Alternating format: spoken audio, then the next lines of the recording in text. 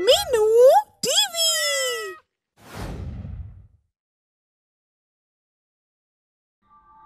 नारायण नाम का एक बहुत ही गरीब आदमी था। वह इतना गरीब था कि उसके पास रहने के लिए अपना मकान तक नहीं था। वह अपने बेटे मोहन और पत्नी के साथ रेलवे स्टेशन पर झुग्गी डालकर रहता था और वहीं स्टेशन के बाहर उसने चाय की अपनी छोटी सी दुकान लगा रखी थी। नारायण खुद तो जिंदगी में कुछ खास कर नहीं पाया था, मगर अपने बेटे मोहन से चाहता था कि वह पढ़ लिख कर जरूर कुछ खास बने।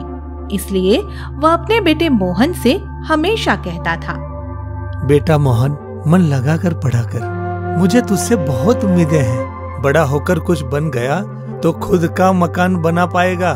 तुझे मेरी तरह झुग्गी में रहकर जीवन नहीं काटना पड़ेगा, समझा?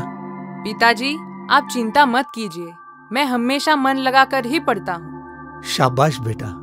मोहन अपने परिवार की गरीब हालत को अच्छी तरह से समझता है और इसीलिए अन्य बच्चों की तरह फिजूल खर्ची वाला कोई शौक नहीं रखता है।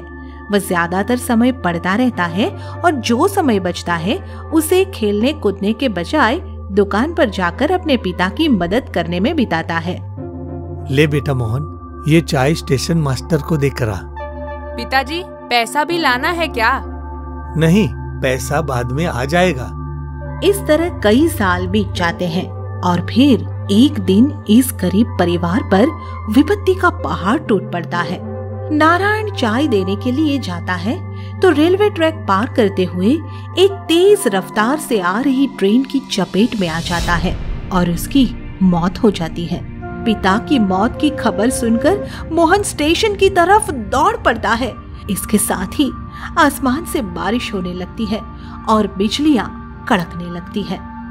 पिताजी, पिताजी, क्या हुआ पिताजी? छोड़ो, मुझे मेरे पिताजी को देखने दो। पिताजी, पिताजी, मुझे अकेला छोड़ के मत जाओ पिताजी।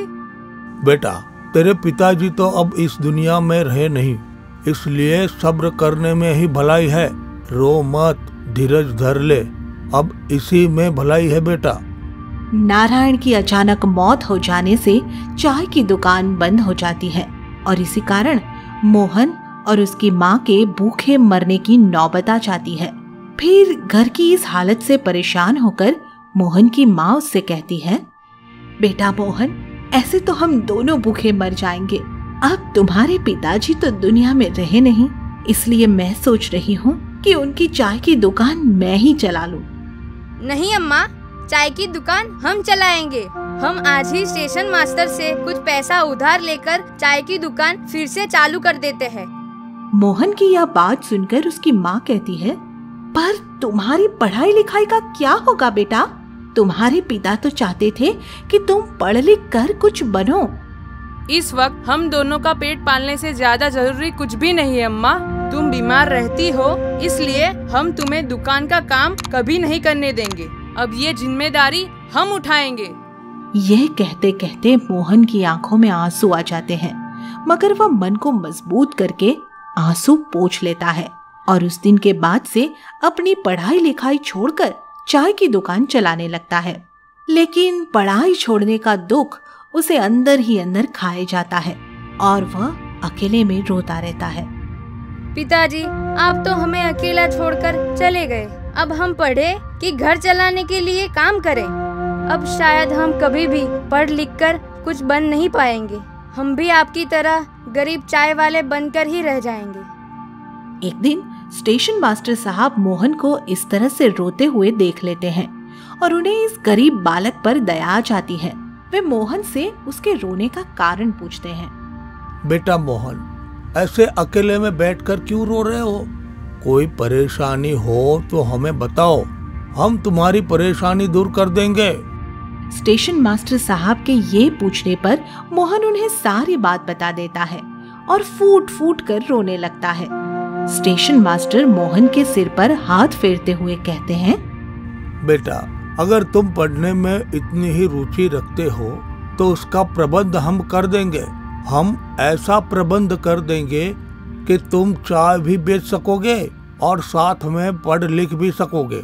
अब बस हमें थोड़ा सा हंसकर दिखा दो, जरा हम भी तो देखें कि तुम हंसते हुए कैसे दिखते हो।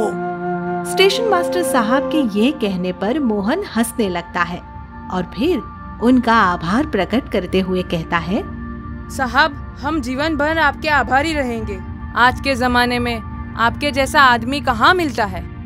उस दिन के बाद से तो मोहन का जीवन ही बदल जाता है। वह चाय बेचने के साथ साथ अपनी पढ़ाई भी जारी रखता है।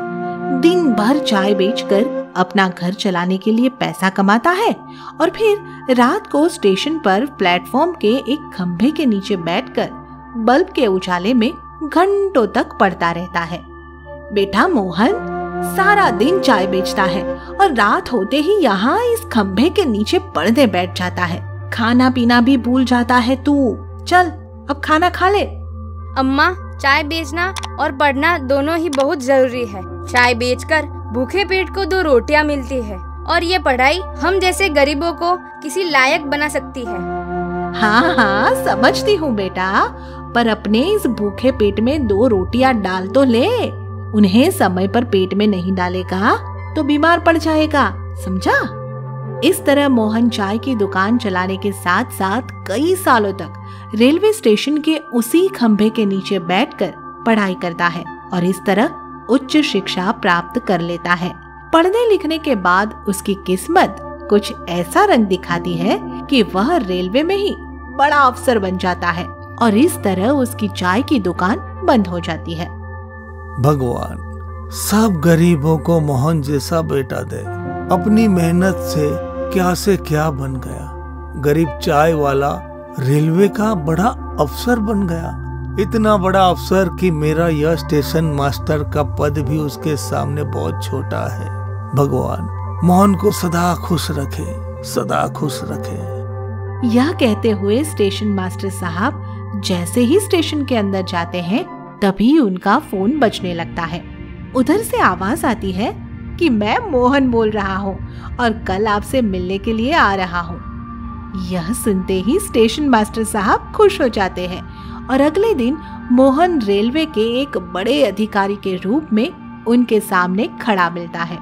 मोहन को देखकर स्टेशन मास्टर साहब असमंजस में पड़ जाते हैं और मोहन से कहते हैं, समझ में नहीं आ रहा कि मैं आपको अपना साहब कहूँ या फिर बेटा, अपना मोहन बेटा कहूँ। स्टेशन मास्टर साहब, आप कल भी मुझसे बड़े थे और आज भी मुझसे बड़े ही हैं। आपके बड़प्पन से ही मैं कुछ बन पाया हूँ। आप मुझे बेटा कहेंगे तो मुझे बहुत खुशी मिलेगी। मोहन की ये बात सुनकर स्टेशन मास्टर साहब की आंखों में खुशी के आंसू तैरने लगे और उन्होंने मोहन को तुरंत पकड़कर गले से लगा लिया। आगे की मजेदार स्टोरी के लिए चैनल को सब्सक्राइब करें और बेल आइकन प्रेस करना ना भूलें।